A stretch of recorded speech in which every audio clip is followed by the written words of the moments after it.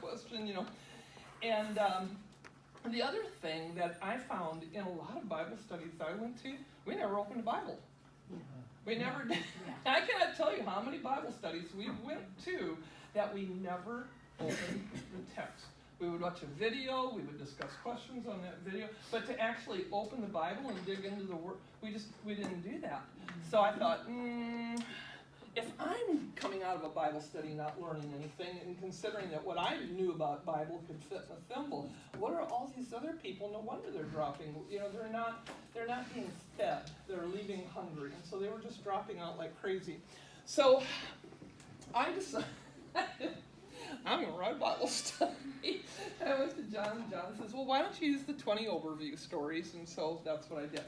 So the first thing I had to do, I had to set my goals. So my first goal, obvious, was to encourage dialogue. Because I cannot tell you, too, how many Bible studies I went to.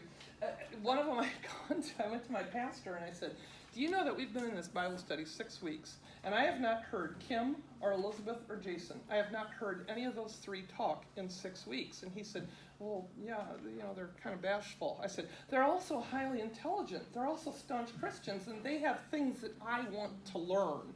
I said, we need to get them talking. And he said, well, you know, they just don't. I thought, So that was one of my first goals, was to write a Bible study where we are going to encourage some dialogue. Building relationships, and we heard it in here how often that's really important. And it's not just for that feeling of fellowship. I wanted relationships with my fellow Christians because they would hold me accountable and they would support me. So as I'm struggling with things, you know, they would come and support me. Or as I'm doing something wrong, I wanted accountability. I wanted somebody to come and say, you really think you should be doing that? You know, I wanted a Christian who would work with me. My next goal was to be able to pull truth from the Scripture, and that was the one that made me the most nervous. I'm going to give you handouts that has all this on it. I'm going to give them to you in a minute, okay, so you won't take that in. That was the one that made me most nervous because I thought, I don't know if I know the truth of the Scripture. And that has kind of paralyzed me with doubt for about the last 2 years. And last week, I kind of heard God saying, would you just do this and get it over with? I'm like, okay. So, but that was very important to me, was to pull that truth from the Scripture, and once we pulled it, to make those personal applications. And the final thing was I wanted us to remember and share the stories. So on my first version of this, that goal was pretty much missing completely. I realized that last week as I started rewriting. I thought, we're not doing that, so we're going to do it now. So these are my, and what's the whole reason for remembering and sharing the stories is to make disciples. So those were my goals, and I thought pretty lofty goals, but I think if we work together, we can reach this. So we're going to start. What I'm going to do, I'm going to give you a handout in a minute. The Bible study that I've written has 11 lessons, has 11 stories from the Old Testament, and 9 from the New Testament. I have the 11 Old Testament ones rewritten the way I'm thinking they're going to work now. I'm liking these. I'm happy finally with what I have here. And I'm going to give you all 11 of them. Okay, and what you're going to have is the participant's guide for the 11. So when this comes out in November, Roger, we're doing this by November, aren't we? So next week I'll get the New Testament written. So when the book comes out in November, there will be an instructor's manual and there will be a study guide for participants. So we'll have it good to go by November. So what I want you to do before we get into the very first lesson, before I give you your handouts, the first story that we're going to hear that Hawkins is going to tell us, he's going to tell us about the creation of Adam and Eve.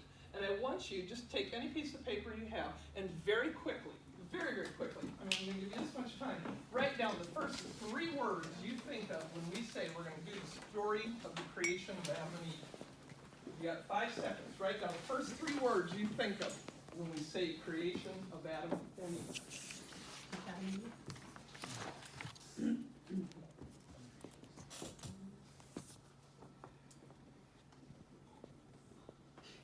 You got 3 words written down? Okay.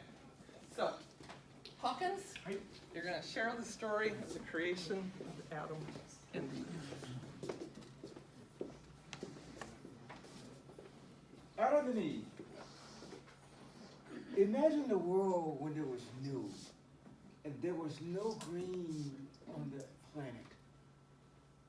But yet God allowed a mist to go out and water the land. One day God said, let us make man, and let us make him in our image. So God, he reached down into the soil of the earth, and he formed the first man. And then he breathed into his nostrils, and that man became a living soul. And his name was Adam. God also planted a garden in a land called Eden. In this garden there were trees of all kinds, and a river flowed out of the garden.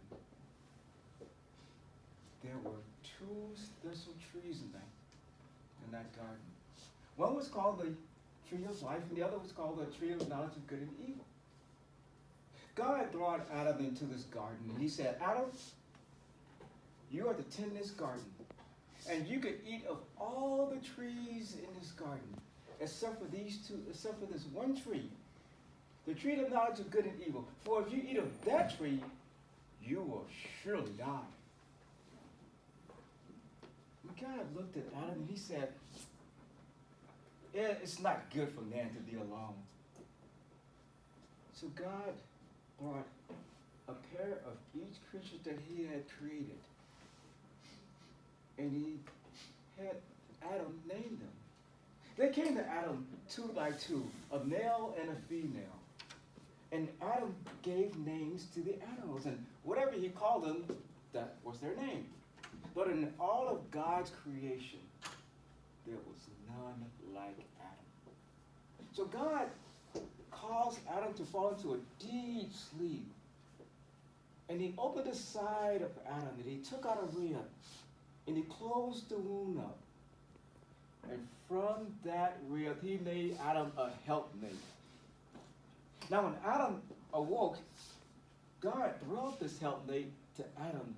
And when Adam saw it, he said, this is bone of my bone and flesh of my flesh.